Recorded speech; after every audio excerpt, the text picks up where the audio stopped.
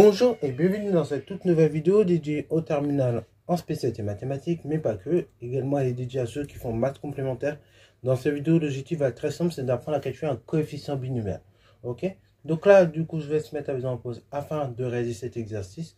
Et ensuite, on va tout simplement corriger. Sur ce, donc, correction. Donc ici, le but de la vidéo va être très simple, c'est d'apprendre à calculer un coefficient binomial. Pour cela, donc, je vous propose de calculer le coefficient suivant. Et donc, pareil, on va expliquer un petit peu la façon dont on va procéder. Alors, déjà, oui, coefficient binomial. Qu'est-ce qu'on appelle un coefficient binomial? Coefficient binomial, c'est ça. C'est ce genre de choses. Ok. Alors, du coup, on le lit d'une certaine manière. Ici, on va le lire 2 parmi 7. De façon générale, quand j'ai un coefficient binomial de cette forme-là, on va toujours le lire de la forme K parmi n. En fait, vous allez prendre le nombre d'en bas et vous allez dire parmi le nombre d'en haut. Ok. Ça se lit donc K parmi n dans le cas général. Pour calculer donc un coefficient binomial, donc plusieurs façons. Soit donc vous utilisez votre calculatrice, je vais vous montrer ça après, comment on peut faire sur la calculatrice aussi, ou soit donc vous faites à la main. Pour le faire à la main, et du coup, on va utiliser la formule suivante. C'est-à-dire le nombre qui est en haut. Et on va faire factoriel le nombre qui est en haut, divisé par le nombre qui est en bas factoriel. Fois toujours en bas, donc la différence entre les deux, donc la différence entre le haut et le bas, de tout factoriel. Donc ça fait n factoriel, divisé par k factoriel, facteur n moins k factoriel. Ok, donc ça c'est la définition du calcul du coefficient binomial quand on le fait à la main. Ok, alors du coup vous allez me dire, mais c'est quoi n factoriel? Là pour le coup, si vous voulez plus de détails là-dessus, vous pourrez revoir la vidéo sur les combinaisons, je rappelle assez mieux, mais je vais quand même le rappeler rapidement. n factoriel,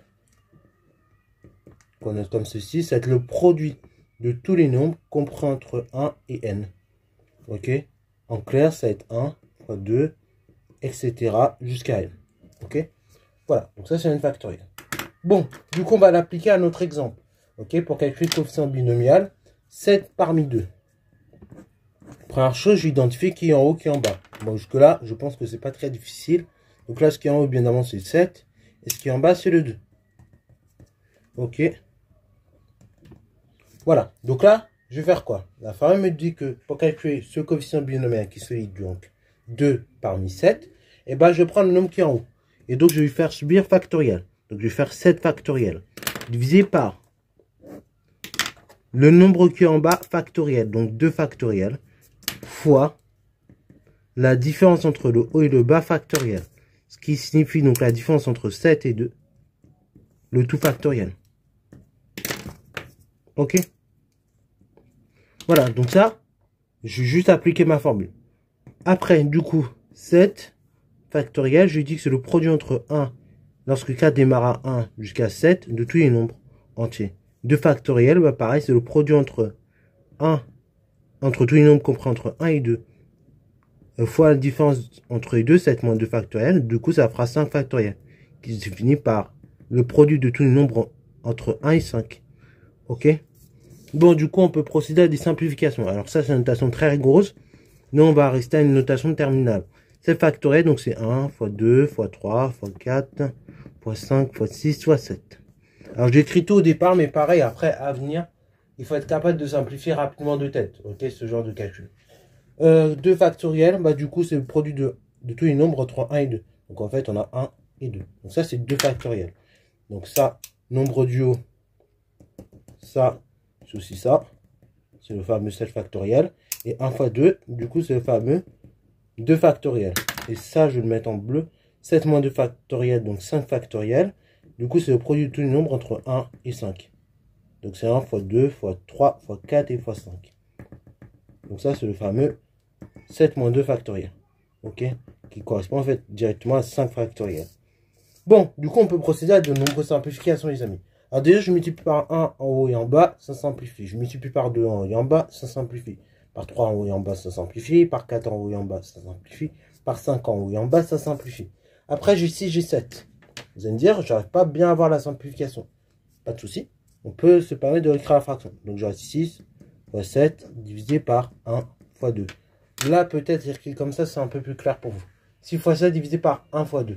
Et en fait, si vous regardez bien, 6 et 2, c'est des multiples tous les deux de 2. Ok, 6, je peux diviser par 2. Et 2, je peux aussi diviser par 2.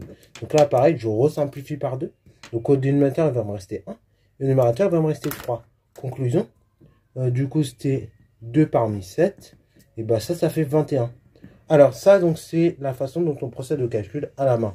Alors d'ailleurs, cette combinaison, 2 parmi 7, si vous êtes dans un autre pays, par exemple un pays arabe comme du coup le Maroc, ou même que vous êtes en prépa, souvent les anciennes notations ont été gardées.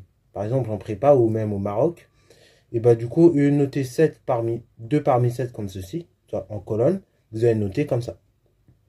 Ok, c'est la combinaison de 2 éléments parmi 7. Ok, et donc vous en avez 21. Donc ça c'est bon. Du coup, ça c'est pour la façon dont on procède au calcul à la main. À la calculatrice, du coup, pour ceux qui sont curieux, je vais vous montrer comment on procède à cela à la calculatrice. Ça peut vous être très utile si notamment vous êtes dans l'idée de réviser le bac.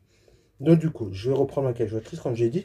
Et donc on va essayer de calculer cette combinaison à la calculatrice. Pour calculer cette combinaison à la calculatrice, donc là, bon, enfin, regardez pas les calculs que j'ai fait. Là, c'est juste pour vous montrer l'idée. Donc là, pour vous montrer, du coup, comme je le disais, faire ce calcul de combinaison à la calculatrice, l'idée, ça va être très simple. D'un premier temps, donc si vous avez une TI comme la mienne, Premium CE, et bah, du coup, vous allez dans Maths. Donc, cliquez sur Maths, et ensuite, vous arrivez dans ce menu-là. Vous allez ensuite, à l'aide du curseur, vous allez vous diriger sur le curseur de droite, celui-ci, et donc vous allez, comme ça, appuyer, enfin, vous déplacer jusqu'à voir l'écran noir sur Proba. Ensuite, du coup, vous êtes sur Proba. Vous allez ensuite descendre le curseur jusqu'à arriver à combinaison, donc numéro 3. Ensuite, du coup, vous faites entrer comme j'ai fait, et vous allez arriver sur cette notation-là. Alors, du coup, c'est un peu un remake de l'ancienne notation. Du coup, qu'est-ce qu'on va mettre concrètement dans cette notation? Le premier nombre qui va vous demander devant le C, ça va être le nombre n. En fait, ça va être le nombre qui est en haut. Donc, ça va être 7. Et après, le deuxième nombre qui va vous demander, bah, c'est le nombre qui est en bas, c'est 2. Voilà, vous tapez ça. Et après, directement, la calculatrice vous donne le résultat. Donc, ça fait 2,1 10 puissance 1, c'est-à-dire 21, tout bêtement. Alors oui, pourquoi? Parce que là, j'ai réglé ma calculatrice en notation scientifique. Alors, pareil, du coup, si vous trompez de sens, normalement, la calculatrice va vous en avertir. Si vous faites, par exemple, 7 parmi 2, et bien là, la calculatrice va vous en avertir en disant que ça fait 0. Et après, vous, dans le contexte d'exercice, vous vous dire, c'est pas logique que j'obtienne 0. Ok? C'est pas du tout logique, non, je devrais obtenir un plus grand nombre. Dans ce cas-là, et ben, si c'est pas... Donc là, si vous voyez que c'est pas bon, la calculatrice va directement vous donner 0. Alors que, normalement, dans le contexte, vous ne devez pas obtenir 0. Voilà, donc c'est tout pour cette vidéo là, j'espère que ça vous a plu, si vous voulez faire une vidéo,